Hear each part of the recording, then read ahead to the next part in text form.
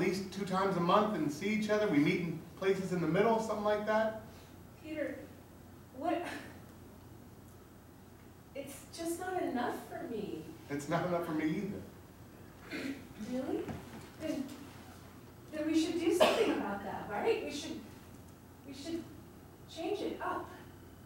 You want to take the next step in our relationship?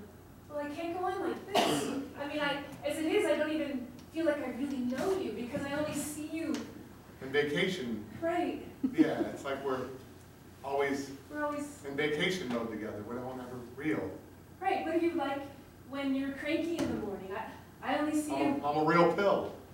Yeah, if I don't have my coffee, like I can be a real jerk, you know? I bet you wake up just as foxy when you're going to do your chiropractic is when you're going to lay on the beach, don't you? Oh, you're funny. My San Diego beach queen. I don't have enough time, really. I'm working so much. And all right, well, it costs a lot to maintain a studio apartment in La Jolla and my chiropractic business. And you're living all the way over there, and we're spending all that money. We're not seeing each other. Well, I think if I've been with anybody for this long, then I imagine they're the most special person in my life. And maybe it's time for me to prioritize them, you know? Yeah? Yeah, sure, I can sell ketchup to a man in white gloves, you know? Yeah. I can sell ice to an Eskimo.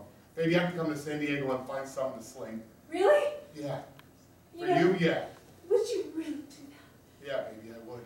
What about we could get a bigger place and then maybe we could like make some kids. How do you feel? I'd love that. Really? For sure. It's, you know, I've been pursuing the thing I wanted. I love being number one. I love always competing and being at the top. But, you know, I was on the road for so long and I was lonely, and now I've been seeing you, and it's wonderful. But whenever I'm out with you, I miss you. I miss you too. I feel worse without you. I'd uproot my whole life for you. Peter, I'm a little bit afraid though. Yeah? What if we do this and we spend real time together and I discover that you and I don't get along? I mean, it could be, right? Like you could chew your food in that way that like just drives you crazy, you know? And you're sitting there and you're chewing and I'm just staring at you like she can't stop chewing with her mouth open when she eats mashed potatoes. Who the hell is this person? Do I do that? I imagine maybe you do. Everybody does something. Well, yeah, I guess I could imagine waking up in the morning and, oh, we're out of caffeinated coffee, and you flip a lid and you storm out and I have to go and spend some time at the beach just skipping stones into the waves because I'm overwhelmed with no caffeine. That's what people do. Most people can handle it, though. Most people can do a little decaf and kind of like psych themselves up. Listen, I don't know what's going to happen. I don't, Meredith, but I know that I want to find out. And sure, it might not work out. It might be a disaster. I don't know. But I believe in me and I believe in you. And I know that I want to try. I just know that when I'm with you, I have so much fun. And I know that I push your buttons every now and then. You do? And I know you push mine. I certainly try. But for the most part, it seems like we have a lot of fun together. And Oh, yeah. A lot of fun together. yeah. Hold on to that emotion there, Meredith. And we'll see how it plays out in a moment. Because now you need to have your It's Getting Serious round with Ron. Hey, Ron. Hey. So, I like what you did with Sheila. I really appreciate that. And, Oh, it was really time. It was time, because I'll tell you, I wasn't going to stick around. I know, but I want you to imagine something. Imagine that we're together for 5 years, right? Yeah. And you notice that I've been staying out late Thursday afternoons up until 4:30. And you were jealous, right? Because you thought, oh, he's with Sheila again. Right. But I told you the truth. I've been seeing a psychiatrist. to help me deal with my issues. You see, I have issues of abandonment because I grew up in an orphanage. And the closest thing I ever had to a parents were these two people who adopted me off of a game show. But couldn't you just tell me the truth that you're seeing a psychiatrist and keep me from building up all these stories in my head that you're doing something bad? Well, maybe I would have been afraid to tell you because it's kind of weird, you know? People think if you're seeing a psychiatrist, you're crazy. I don't think that. You don't? No, I mean, I went to a psychiatrist once when I was a child because I had behavior problems and I was pinching other girls. Tell me more. Well, my parents took me to a child psychiatrist and they gave you little dolls and we worked out like what's going on with you, and it turned out that I had anxiety and I was jealous because my dad was a professional surfer and he was always gone and their dads were always there. So your abandonment stuff resonates with me. You see, I think that's why I might have been holding on to Sheila for so long. You were afraid. Yeah. That is so beautiful that you realize that and that you're confident enough to go to a mental health professional, which is a new field for most people at this time. Meredith, imagine if you and I are still together, even though no one in the world thinks we should be. Like, no one. Well, do you blame them? A little bit, yeah. But in spite of all of those odds, if I proved to you I was working on improving myself and really healing, because making this work with you means everything to me, would you please stick it out and see where this goes? You know, I probably need to go see a psychiatrist or a psychologist because I have a lot of trust issues and I really want to trust you, and I love that you are being vulnerable. I learned that from my psychiatrist when I was a child, and it's really hard to do that. Yes, it is. Vulnerability is one of the toughest things to have to face. But I must admit, Meredith, you're doing a great job tonight. Let us see. Oh, Jason, get out of the dumpster. Get out of that garbage. Come and take a seat, buddy. Well, Meredith, I gotta say, at first, I had my own preference for you, but now I gotta say even my own truth. I'm having a hard time myself. And you must be having a hard time. How are you feeling? I feel so torn, and I feel like I'm being pulled in so many directions. But I feel like I'm on the verge of something beautiful, and I'm going to find the love of my life. Yes, you are, Meredith. Audience?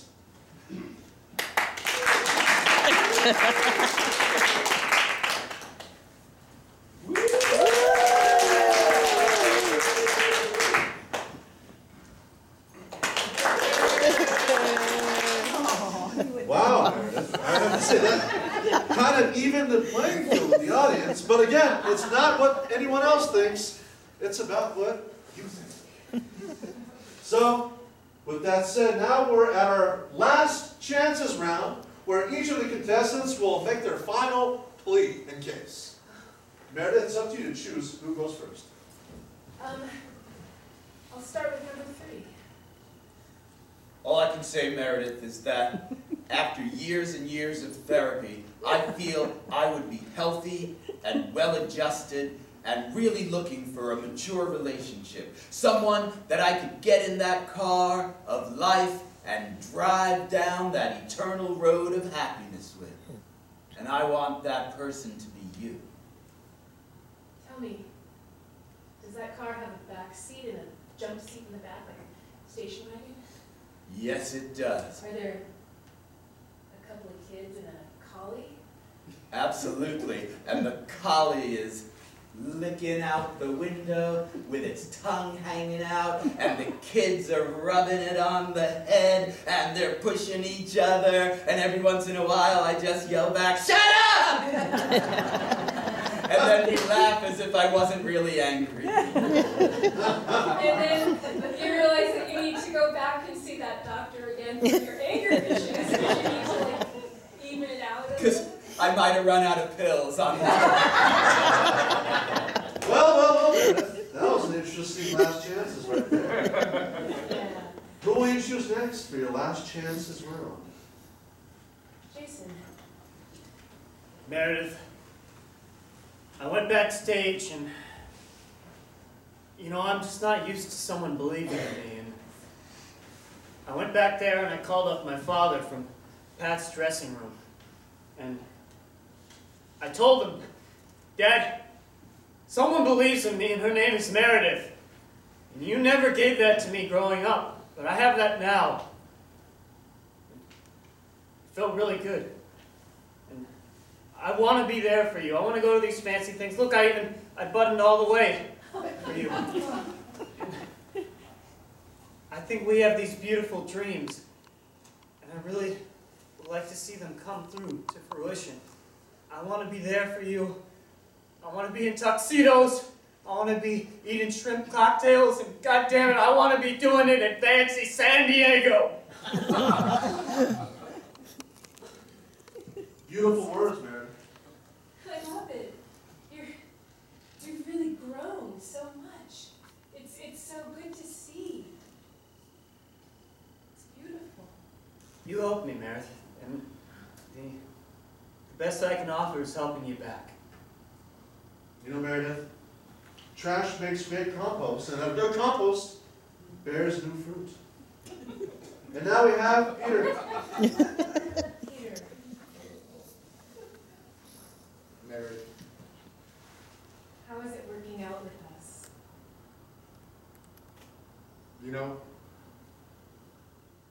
I think the best thing about us is that we don't need each other. We choose to be with each other. Maybe you like to be in these relationships, we have a project, but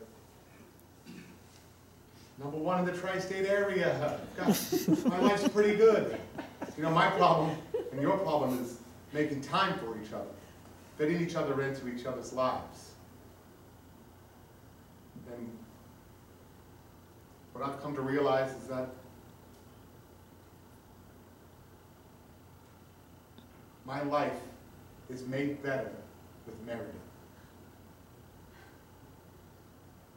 And that I didn't realize the space that was empty until you filled it. That's beautiful. It is very beautiful, Meredith. I gotta say, they touched my heart. But of course, it doesn't matter what I think or what the world thinks, Meredith. You know the truth inside yourself, don't you? Oh, Pat, this is so hard. I know. But look deep inside. Close your eyes, Meredith. Don't blurt it out. But trust your instincts. Because now we've come to our Make Up Your Mind round, ladies and gentlemen. Give it an applause!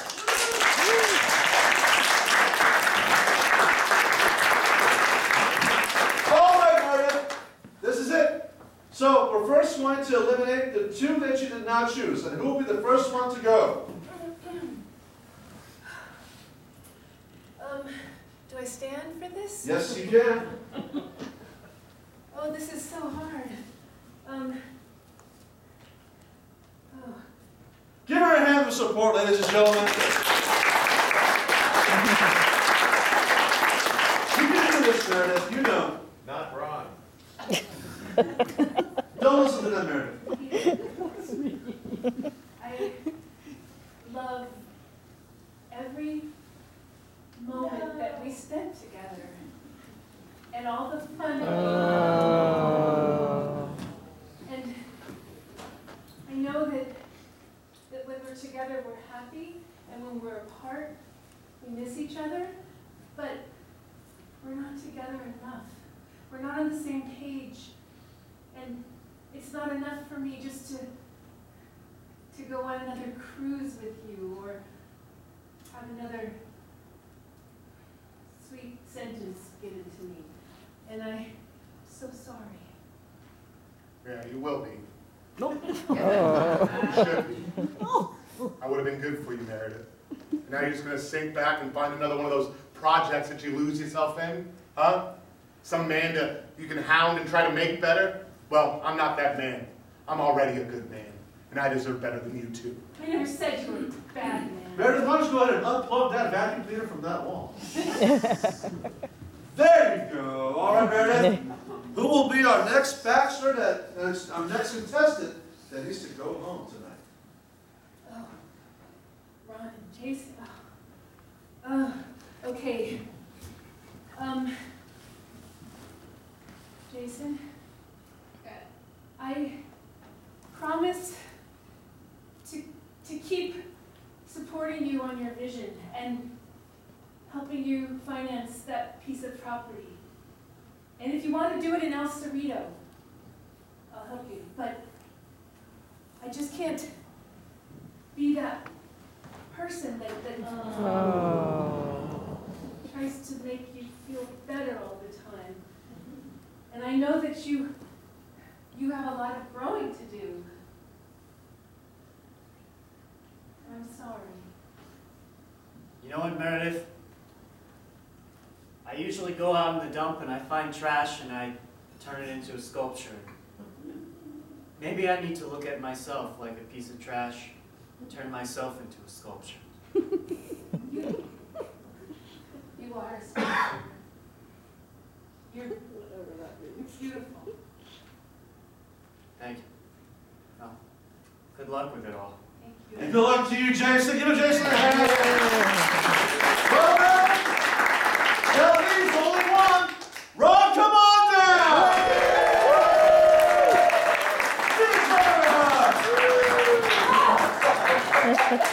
I just love how you're willing to be vulnerable and to grow and to go into uncomfortable areas and to let go of things. Oh, Meredith, Meredith, Meredith. I love you. I love you.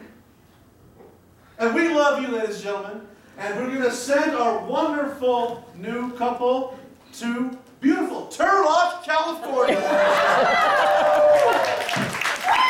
We'll have an all-expensive one-night stay at the Your Secret is Safe With Us motel. All right. Everyone, let's give the audience a beautiful mating game kiss farewell. Ready? Good night, everybody.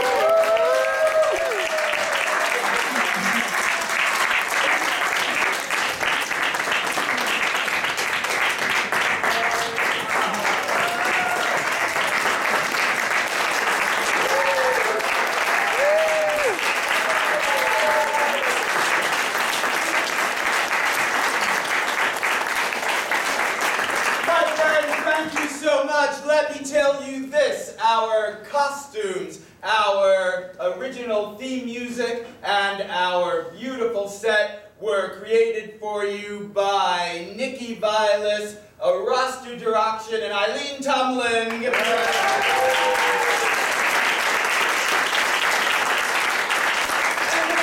Was conceived and directed by the one and only Valerie Regalia. My name is Ken Adams. I'm the artistic director of Synergy Theater, and here's a big surprise for you. It's a wig!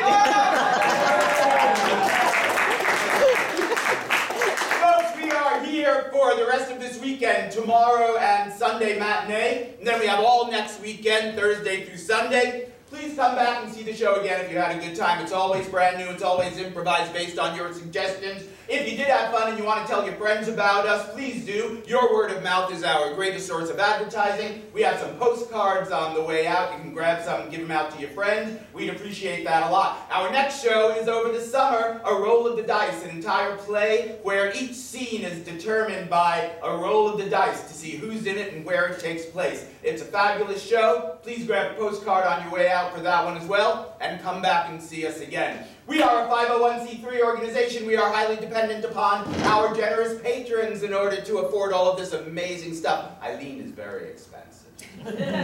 So, on the way out, there's a big box. If you have a couple of bucks and you wouldn't mind throwing it in, we'd appreciate it. If you want to write us a great big check, we'd appreciate that too. Just grab one of those envelopes and send it in the mail. You are awesome, you are loved, and you are lovable. Good night, everybody.